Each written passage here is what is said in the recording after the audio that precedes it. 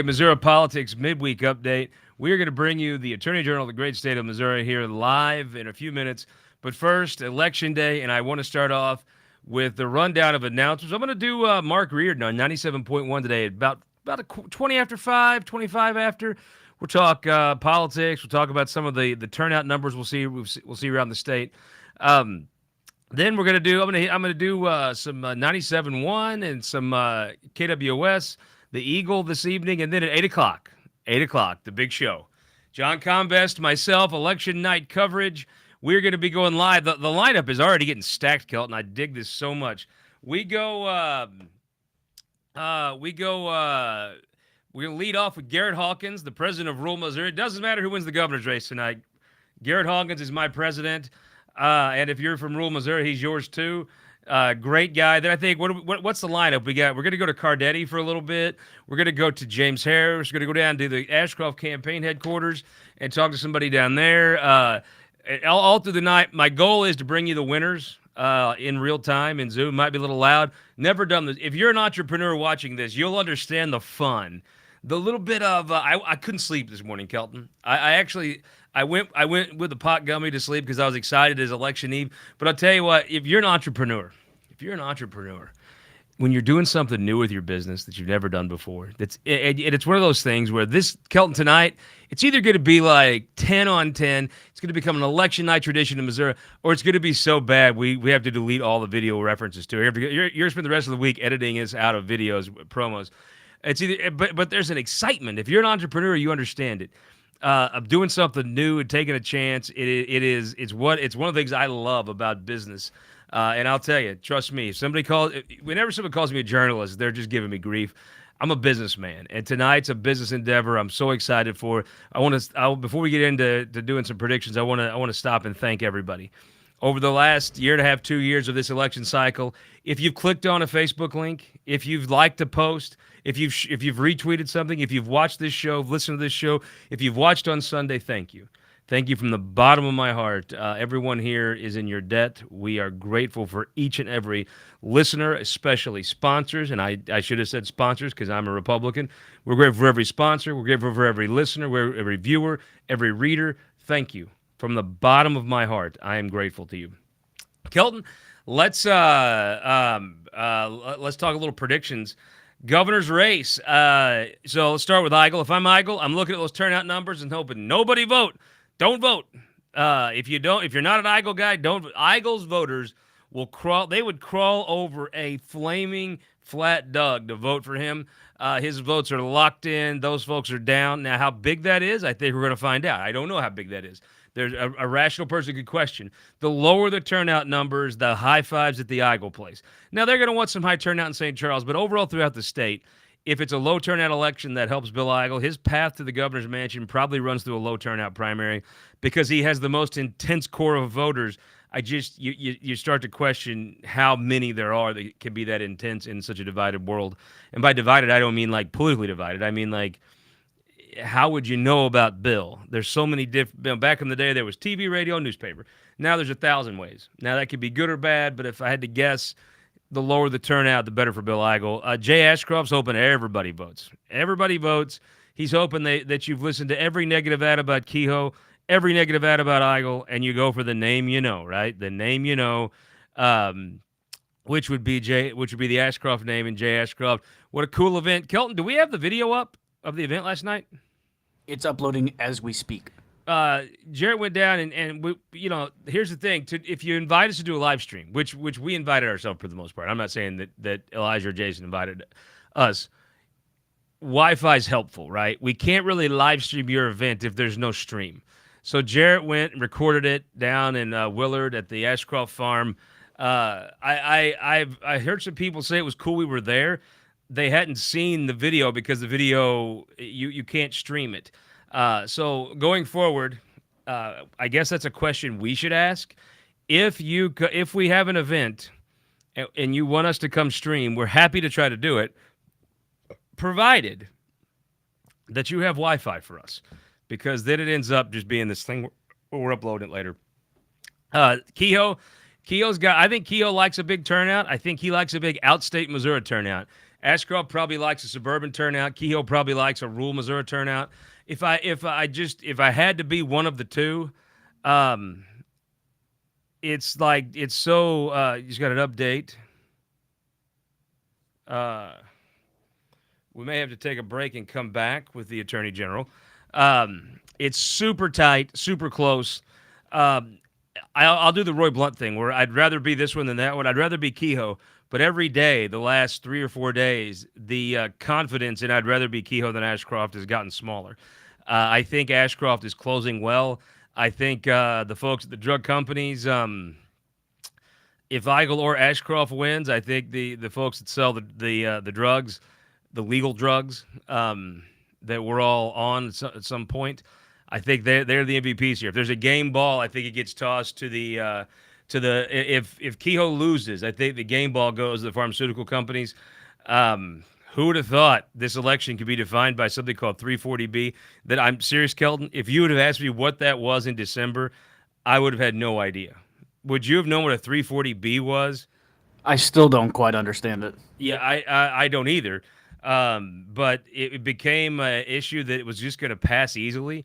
Then at the very end, there was a rush on the bill. It ended up passing. The governor signed it. But it's been a defining issue. If I'm Kehoe, I want a lot of people in rural Missouri. If you wear camo, I want you voting. If I'm Mike Kehoe, if you're in a line at Starbucks, I want you to stay in line at Starbucks and don't go vote. If you're Ashcroft, I think the bigger the turnout, the better for him, just because he's got that name ID. And again, I have a stack of text already telling me, well, it's just his dad's name. Well, let me help you out. That is true. His dad's name is the best campaign advantage it has.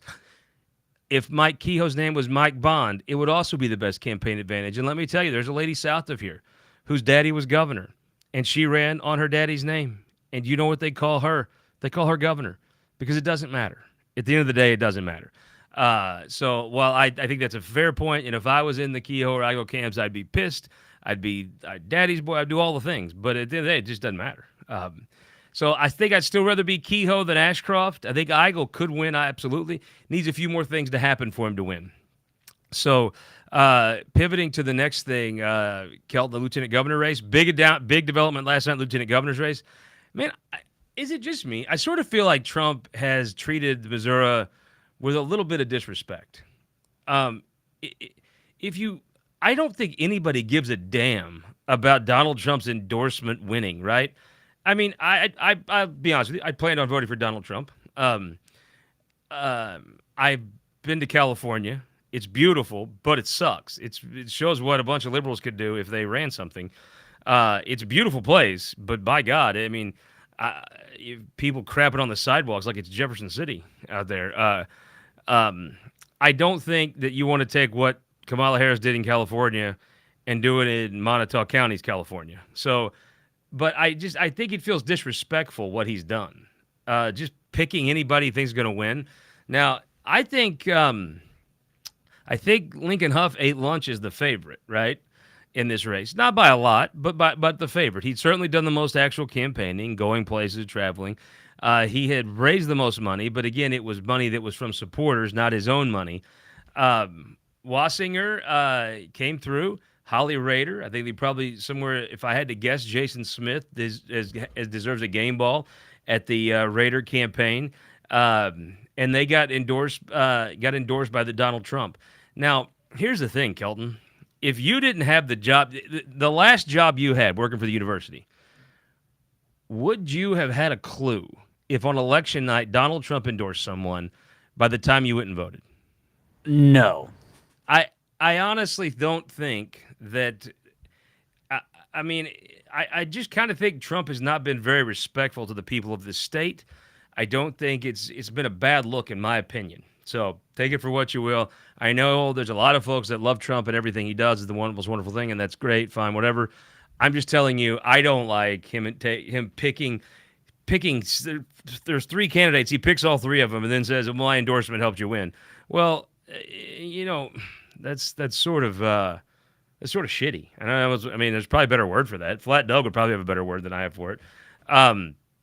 So anyhow, I think, obviously if you're a Raider, if you're Wassinger, good day, great development. You're texting. You're anybody you can tell that you got endorsed by Trump. But I mean, damn, if he would have done that a week ago, it's a totally different race. I think that race is close enough. The endorsement could matter. But I'm going to tell you, Kelton, if I had to pick who I was going to be today, even with the quite effeminate haircut, I would pick Lincoln Huff. What am I wrong? I think that's a good idea. But now, if he loses, there's going to be an orange guy in New York that probably shouldn't come to Springfield and visit a cattle farm. Might catch him an ass whooping. But I do think the race is tight. I just think people, again, my working theory on this whole cycle has been this. Missourians in the last two major competitive statewide primaries, the 22 Senate race where Eric Schmidt won, the 16 governor's race where Eric Greitens won, you could point to July 5th or July 1st, somewhere in there, when the candidate that was going to win began to take off and just continued to take off.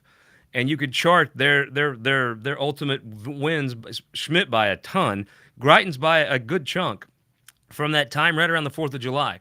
During that time, Missourians have had to raise their families, had to work a job, had to get to ball games, had to plan vacations and go on them, and they had a president go comatose during a debate.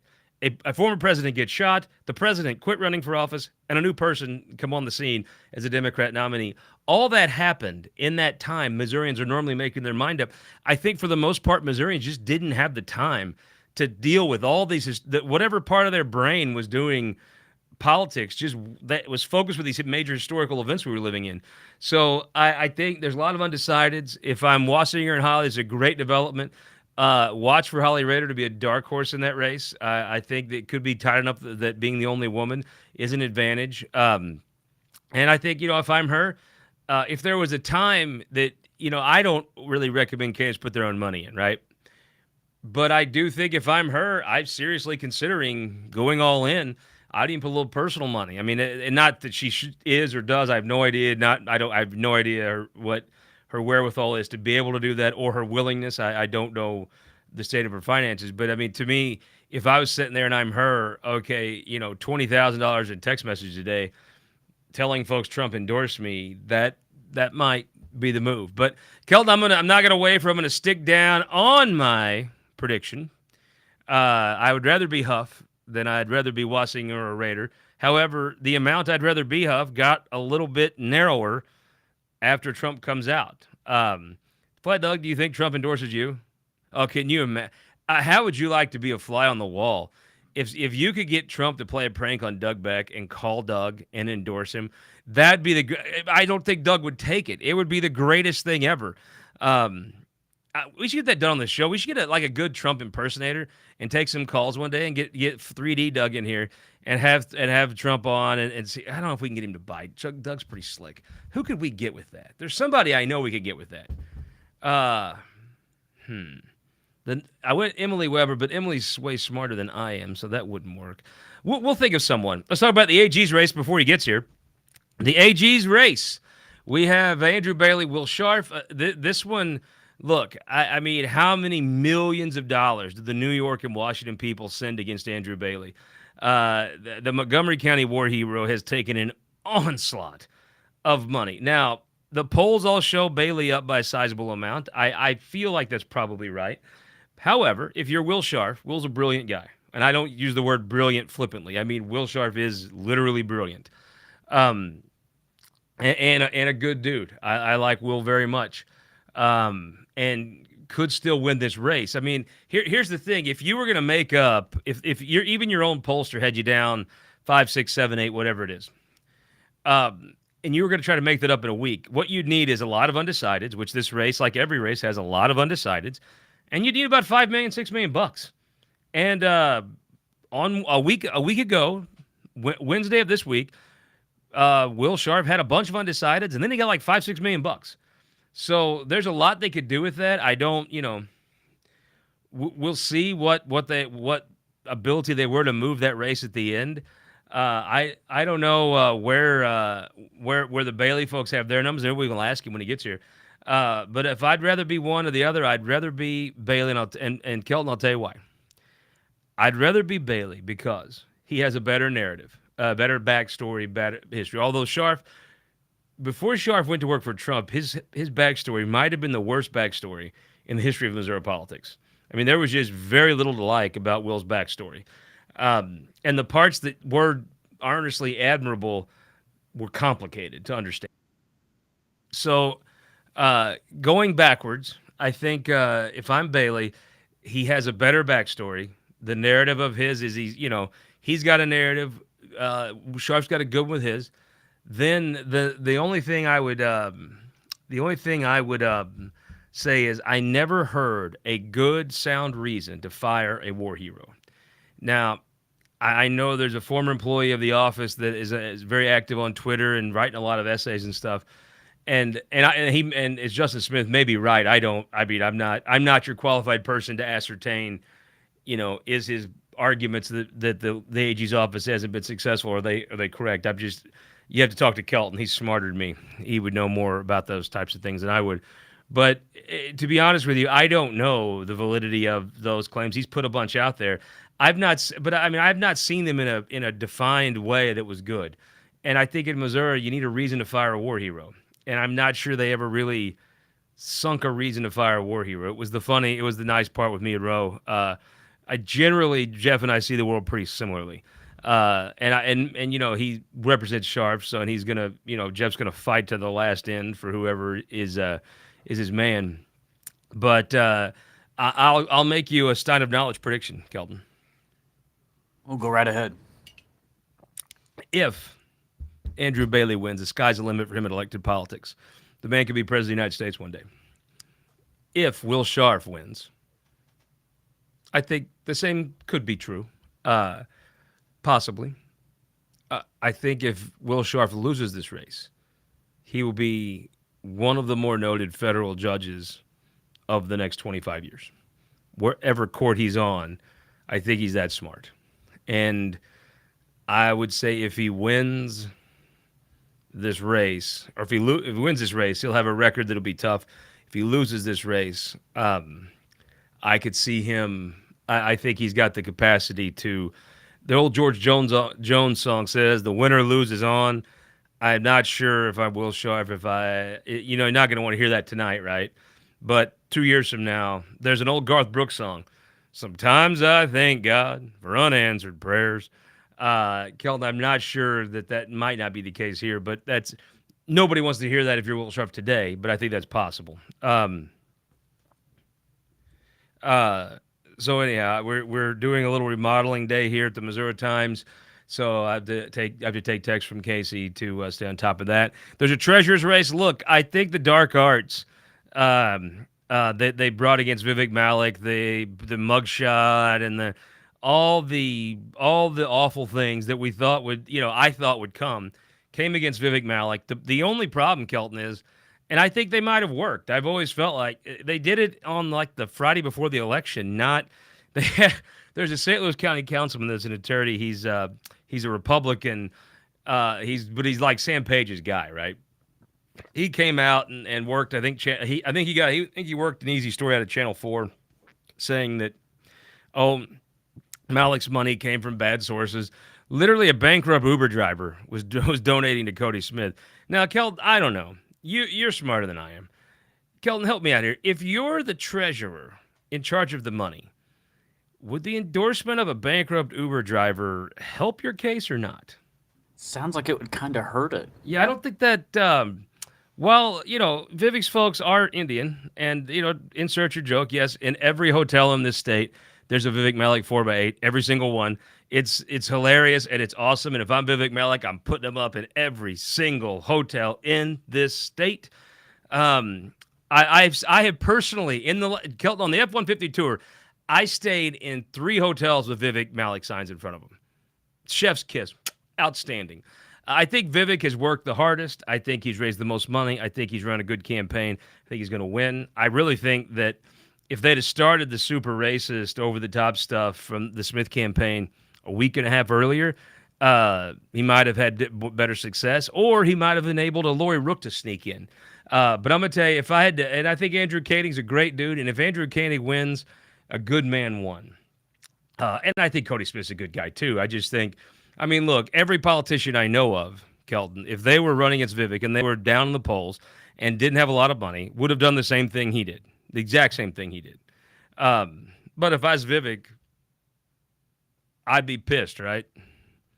I mean, I wouldn't be too happy about you faking mug shots and making racist smacks at me, right? I wouldn't be too happy personally. I think Vivek, when I have, Cody Smith's a good dude, but if I'm Vivek, I make him eat some of that awful Indian food when they have their make nice lunch. I'd make him eat some of that, just the stuff that stinks. I'd be not Vivek's one of the nicest human beings I know, but I would definitely make him suffer through some of that awful Indian food at the make nice lunch, right? I wouldn't let him get out of going to Colton's or something, right? I think that would be an apt punishment. Well, and then look, if Cody eats, let's say, a third of the plate, then I think you spit on your hand, shake it off, right? Because I think Cody Smith's a good guy. I just think he did what everybody would do. He did really racist, awful crap at the end, which I'm surprised he didn't do it sooner. So if I had to pick who I wanted to be, I'd rather be Vivek Malik. Then I'm not totally sure what the Secretary of State's thing. You tell me, Kelton.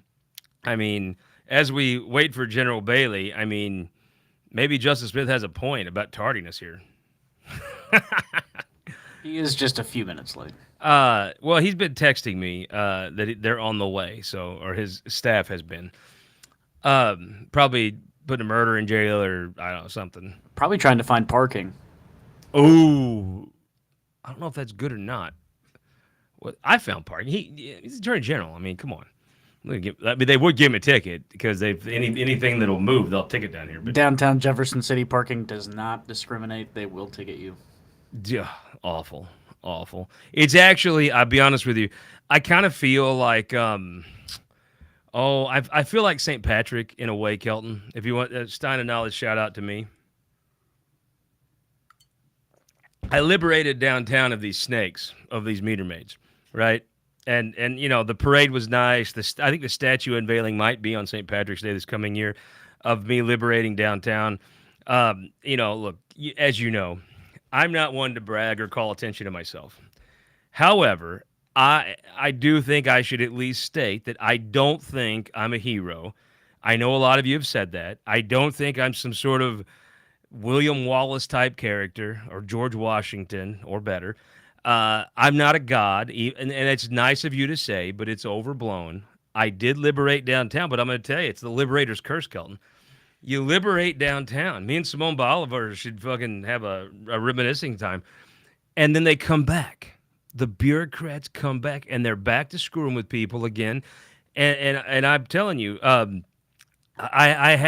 don't know how to say this. We're going to start monetize these videos like tomorrow, but for today, I'm going to say what I mean. I get shit on my windshield all the time from the city, all the time. They just, if you have the audacity to come to downtown Jeff City, they want to beat your ass and make you regret ever coming to downtown. Honestly, the Chamber of Commerce should get like paintball guns and shoot those son bitches, because the worst thing for this town is those meter maids. But I had gotten tired of the shit on my windshield. But then they shit on my doorstep. And of course, I took pictures that I will be breaking out at some point. And I'm like, what in the world? The city, why don't you worry about the shit on my doorstep, not the shit on my windshield? One shit is worse. Where is the priorities here? Honestly, I think the police should arrest the meter maids. Then, Columbia, I know what you did. I know what you did, Columbia. You know what you did, and I know what you did. You got rid of your homeless, and you drove them down here. Now, I think we should just drive him back to Columbia, right? Give him a ticket to a Mizzou basketball game or something and say, get on, have a great day. But I know what you did, Columbia, and you know what you did, Columbia. You took your homeless down here, and I say we should loan them back. Just my opinion. And maybe the Secretary of State could get on that, whoever wins that. Kelton, we got Valentina Gomez. She's crazy, but she's interesting. That gal is crazy. Oh, my God. But I love the videos. I used to watch them, and then I got blocked. I don't really know what I did to get blocked. I thought the same thing everyone thought. I thought, interesting video. I want to watch it, but God, you're crazy. I really don't know why that means you get blocked. If everybody that thought this gal is compelling to watch and nuts was blocked, she'd have no followers, right? So I don't think she's done enough to win, but I mean, this is going to be a crazy thing, man. You have 45% of the voters that, number one, don't have a pick, and probably don't even know this is an office you vote for. If we went down to Dave's and Taos, Kelton, and we asked who's the Secretary of State, you know what they'd say? They wouldn't know. And actually, I explained to my friends last night that the Secretary of State is an elected position. I think they'd say Condoleezza Rice. If you said who's the Secretary of State, Valentina Gomez, Condoleezza Rice, Mary Elizabeth Cohen, or Denny Hoskins, they'd all say Condoleezza Rice. So no, picking a winner here is insane because no one knows who any of these people are. No one even knows there's an office that gets elected. And they've had very little money in this race to tell anyone. Plocker, if I'm making the Plocker argument, he's got the most money, so he should have his name out there. Mary Elizabeth probably had the highest earned media name ID before it started, but I don't think that campaign's been a barn burner, if you want the truth. Valentina, I mean, honestly, can you win a campaign for statewide office on straight crazy and no money? Tom Tipton's going to be pissed if you can win a statewide office on just crazy Facebook videos. And you're not buying time on ABC 30. He is not going to be a happy camper. I guarantee you, Tom Tipton. Tom Tipton. Shout out to Tom if you're watching, the head of ABC in St. Louis. Tom probably watches the videos too. Probably thinks she's crazy, but watchable, and probably would maybe even consider voting for her. Except he knows that if you win a statewide primary and buy no TV, well, that's not good. So anyway, she could win if the number's low enough. Shane Schuler. You get that number down in the teens, I think Shane's got a real shot to win. Hoskins, if the better Eigel does, the better Denny's going to do. I think there's a correlation there between the two of them, their supporters. They've been the Secretary of State's race was him. Lori Rook, if going back a race, if the attacks on Vivek are successful, keep an eye on Lori Rook tonight. You'll know if the hits were working. Lori Rook might come in there and steal one. Same way Holly could come in and grab one. But on this race, Schwadron, I'm not sure the strategy of attacking someone no one ever heard of might not be the best one, but the hell do I know? So we'll see. He needs a big St. Charles turnout, obviously, and they need him to vote for him. Jamie Corley, I like Jamie Corley. Okay, I like her. I bought some beef jerky yesterday at the gas station and thought of her. I mean, she says logical things, which is a death knell in a Republican primary, but she says them in a charming way. I like that about her. I've come to there's two people I've met this cycle that I did not know before that I actually have really enjoyed getting to know. One is Jason Cable Rowe, who came as the I don't know. They have different titles of the Ashcroft campaign, but he's like the consultant. Let's just say. I think that's fair. He's from Michigan. I normally don't like non-Missourians, but I like him. And I met Jamie Corley. I've only talked to her on television, but I really liked her. She's very positive, good communicator. She actually says things that aren't idiotic. And it's a bold strategy, Cotton, to go into a Republican primary and not act like a damn fool. We'll see if it pays off for her. Plocker, we mentioned Plocker was there. Let's just count the 8 down. Dean's got money, should have the highest name ID. Mary Elizabeth started off with the highest name ID from the earned media, very talented politician. Denny, kind of in the wake of Bill. I could absolutely see Denny winning, especially if that number is 22-23 that wins. Denny, I think, has a great shot to be there, maybe the best. Shane, that Southwest Missouri base, you get that number in the teens. He's there. Valentina, crazy. Crazy. There's an old Waylon Jennings song, I've always been crazy, but it's kept me from going insane. I don't know that that's totally the case with her. I think she knows what she's doing. She's just getting attention. But angry. My God. I didn't know the Latins were so angry. Good Lord. That's 5. Jamie Corley, I like her. Serious person. I hope she runs for something. She could totally win tonight. I mean, it's that close and out there. But let's say she doesn't. I hope she sticks around. I like her. Kelton, we got to have her stick around on the show and stuff like that. I like her. Corley, the Schwadron, got a puncher's chance. I wouldn't pick him to be the favorite, but some of that campaign strategy was a little overthought, I thought. And I'm missing one. Who the hell am I missing? Shane Schuler. I already did Shane, no. Okay, this is how hard this primary field is. I've actually met and know all these people.